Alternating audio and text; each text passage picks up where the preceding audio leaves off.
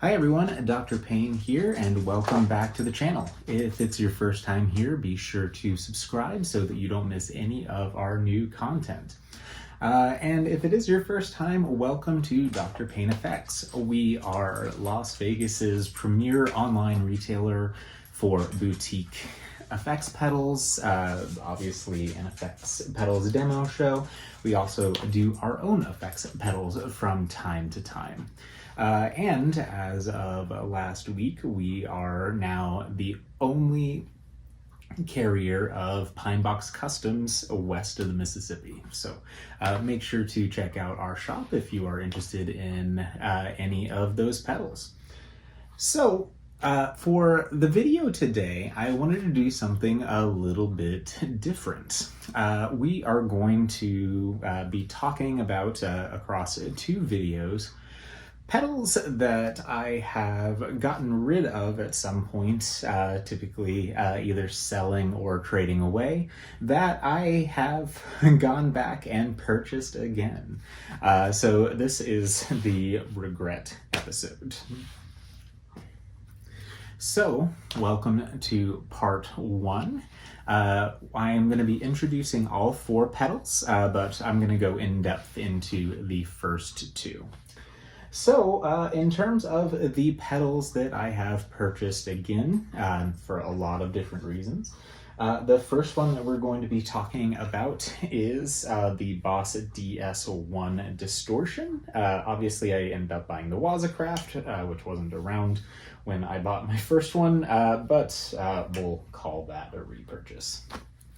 The next one is the big box electro-harmonix Big Muff Pi. Very cool pedal. Finally, next is our JHS Sweet Tea dual overdrive. And then last and certainly not least is the Beatronics Royal Jelly Overdrive Fuzz Blender.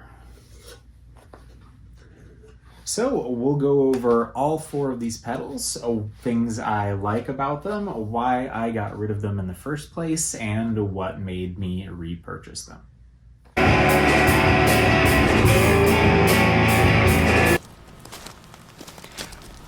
All right, folks, we're out here in the desert looking for the elusive Diamondback Rattlesnake.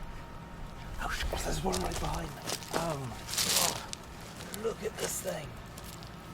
Oh, let's keep that over there. Oh, look at this beauty. This beautiful Diamondback scales. Oh, it feels so strong. Oh, and look at that head.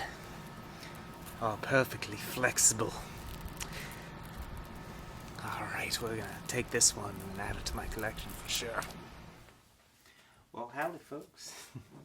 Dr. Payne here from Dr. Payne Effects to talk about today's sponsor, Rattlesnake Cable Company. So, if you have been watching for a while, you may have heard me talk about or seen some of the cables that we use, but I pretty much use these Rattlesnake cables almost exclusively. A lot of cool things about them, mostly that they, while flexible, actually have a bit of rigidity because of the netting on the outside. Actually makes it really easy to not get them tangled. Perfect clarity, you can get them in a bunch of different lengths, a bunch of different colors. I've got one here from my lap steel. It's in this beautiful red. So, click the link below in the description and you can get 20% off of the color of the week. Using our link supports our channel, so if you are in need of new cables, please consider using our link. And back to the program. Alright, so the first pedal we're going to talk about is the Boss DS1 Distortion.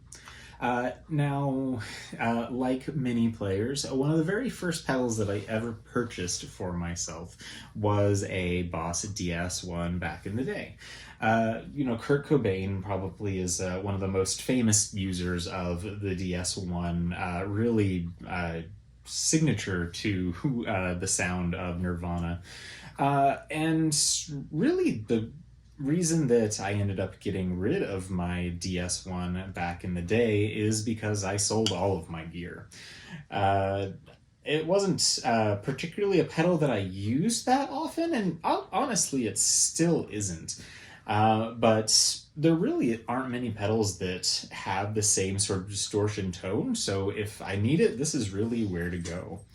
I do like the Wazacraft. They have a new mode that thickens it up. Obviously, one of the things that people complained about the original DS1 is that it sounded really thin. And so they take care of that problem here. And like with all Boss pedals, it's rock solid, unbreakable. So yeah, I really got this one because I was feeling a bit of nostalgia. Seemed really good, good price, and I was trading in an item anyway. Had a little extra cash from the trade-in, and so I used it to pick this guy up. So let's just hear how she sounds.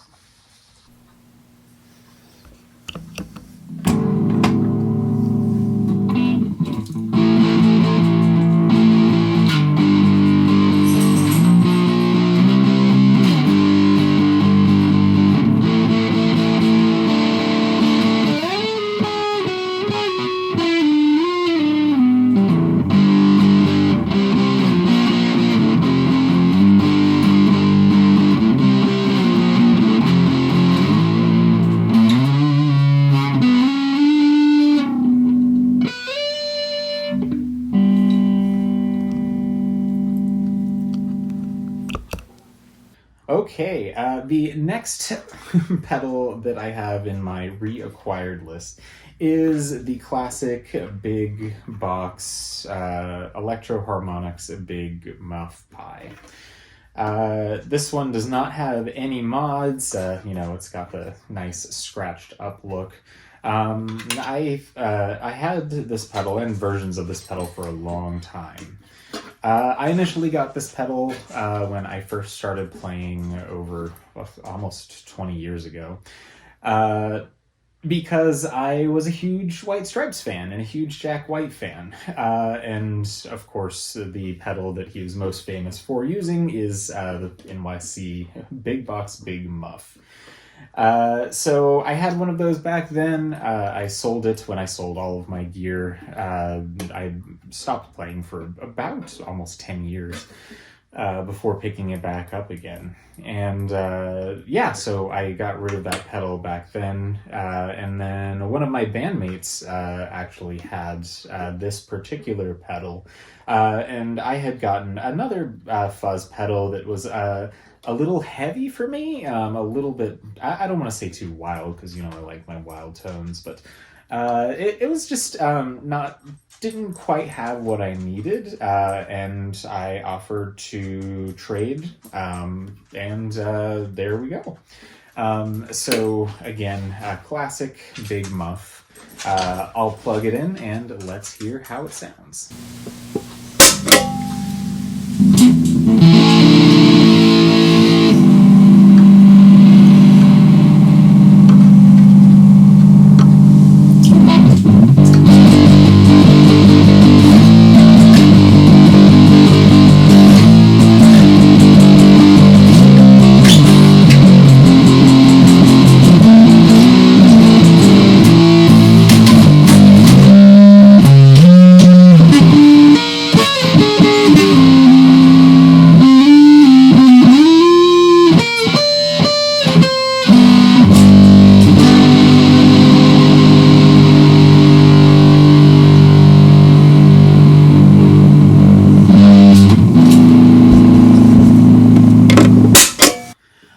That is the end of part 1 of our regret video.